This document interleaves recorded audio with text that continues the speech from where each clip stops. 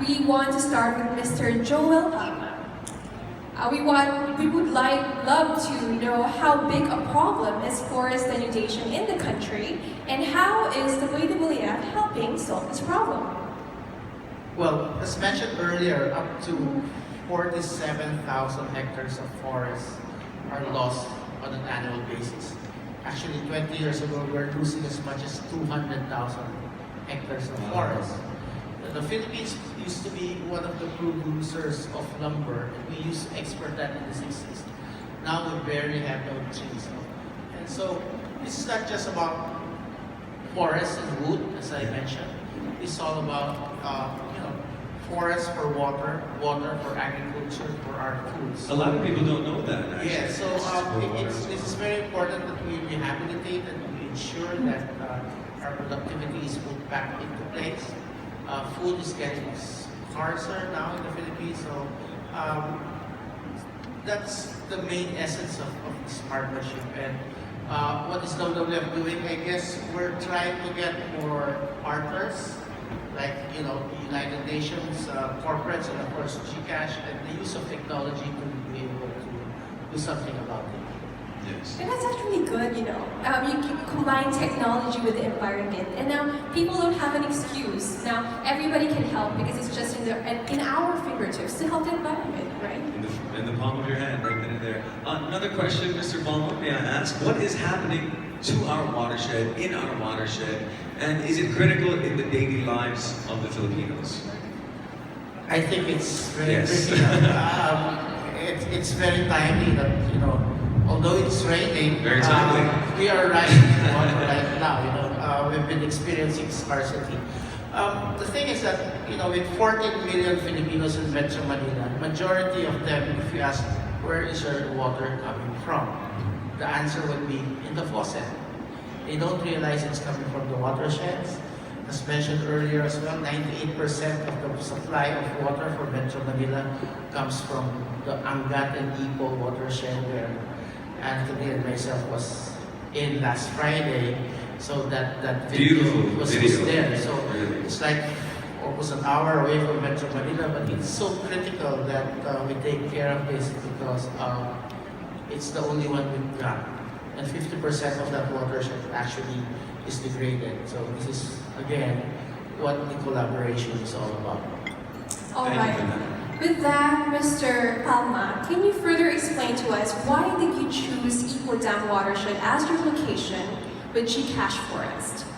Well, I guess our forester has mentioned that, we've got we need to make sure that we have a good sponge so that we get the water.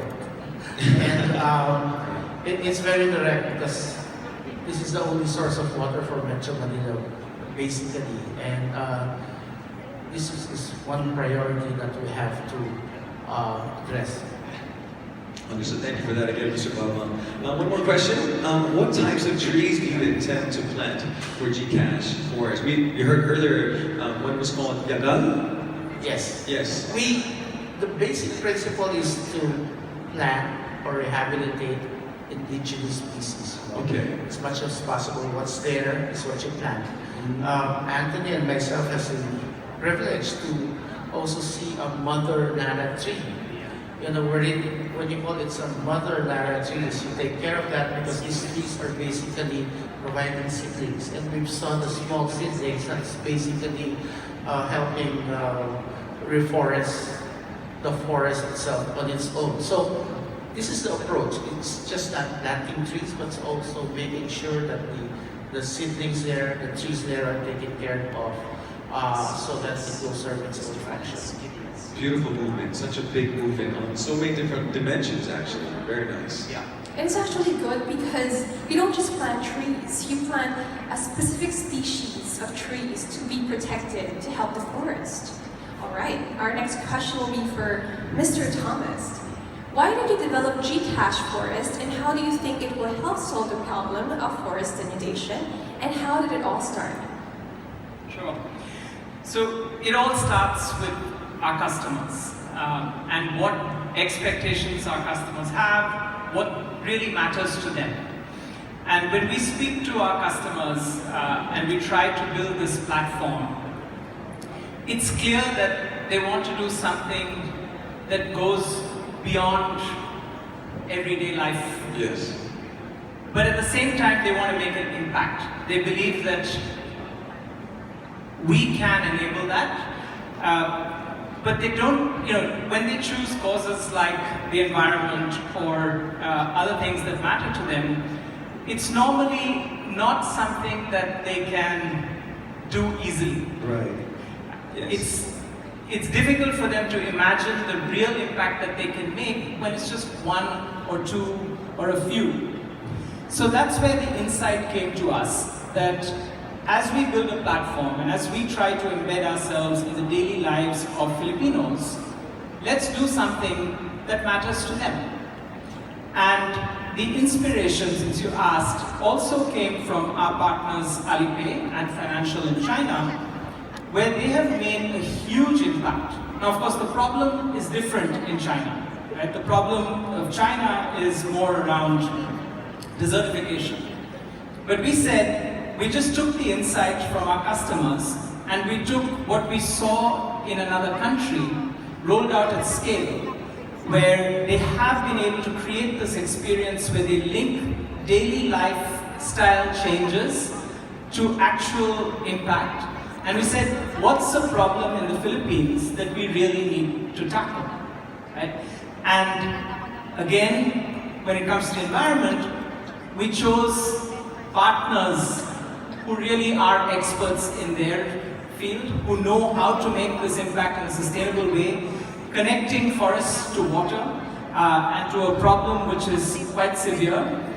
And if we could bring all of that together, we felt that that would be something that could not only engage our customers, but also link that in a gamified way to real impact on the ground, in the forests, and ultimately lead to a sustainable lifestyle for everyone. Beautiful. It's like now I feel that giving back has become, in a sense, even cool at the same time, and I think that's very important now with the generation at the same time, so very nice. One more question, Mr. Thomas and Mr. Palma. How does GCash Forest fit in the overall campaign to protect the overall environment?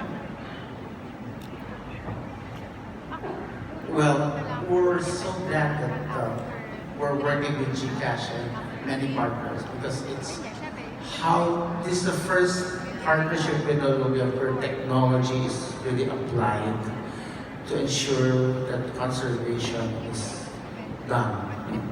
And with technology, you reach more people, you inform more people, you engage more people. And this is very important because people wouldn't know won't do action unless they know. And obviously, technology and GCash is facilitating this exponentially, because I think you have like 30 billion and counting users right now. And this is what technology can really have a great impact on conservation.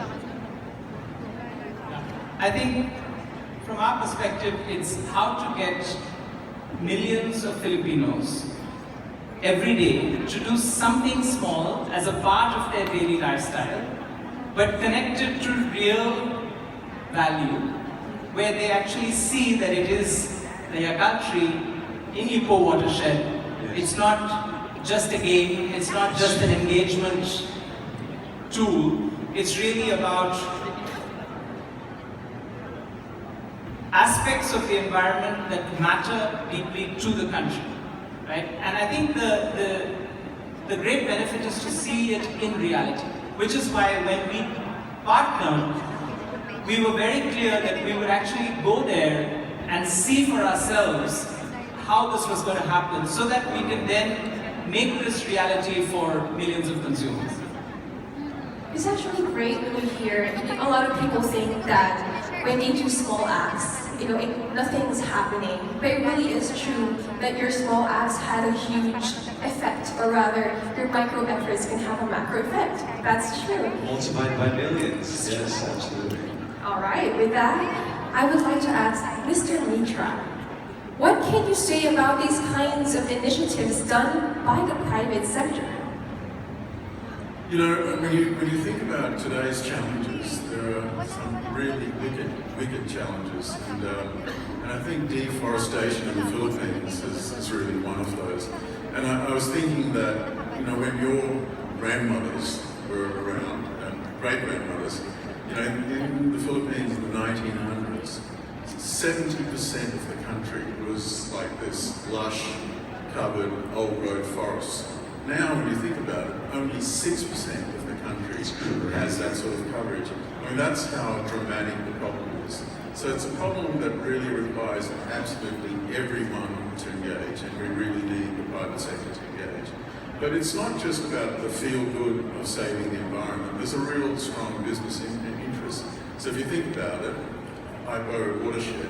Right? So you've heard everyone say that it services 98% of the population of the Philippines. Now, if that water switches off, what happens to businesses?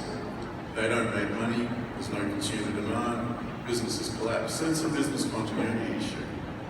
The other reason I think it's really critical that the businesses get involved now is that the consumer demand is fundamentally changing. Right? So when you think about millennials, they care. They want the future. They want to inherit a future that actually is available to them and their children and their children's children. So they're going to start to make choices about what products they buy. So any business that is savvy and appreciates this has to gear their business to that need. And the final point I want to make is that the private sector has an incredible capability that I don't think the public sector really has. And I'm just going to use GCash as an example here. 20 million subscribers, 20 million plus subscribers. And as you've said, if each one of those subscribers makes a contribution, plants a tree through this app, that's 20 million trees, which is going to make a fundamental difference. So we definitely need the private sector. And I just want to congratulate GCash for this wonderful initiative. Thank you. So much